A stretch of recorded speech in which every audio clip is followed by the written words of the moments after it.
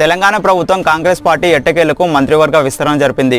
Congress party పవర్లోకి వచ్చినప్పటి నుంచి ఇప్పటికీ 18 నెలలు అవుతుంది. 18 నెలల తర్వాత ఇప్పుడే కాంగ్రెస్ పార్టీ క్యాబినెట్లో విస్తరణ అనేది జరపడము.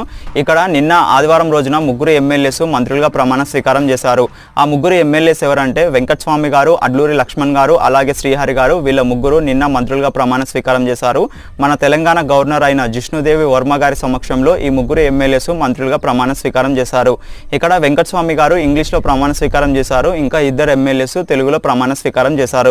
ఎవరైతే నిన్న మంత్రులుగా ప్రమాణ స్వీకారం చేశారో వాళ్ళకి ఇంకా పోర్ట్ఫోలియోస్ అనేది ఇవ్వలేదు, అంటే మినిస్ట్రీ అనేది ఇవ్వలేదు.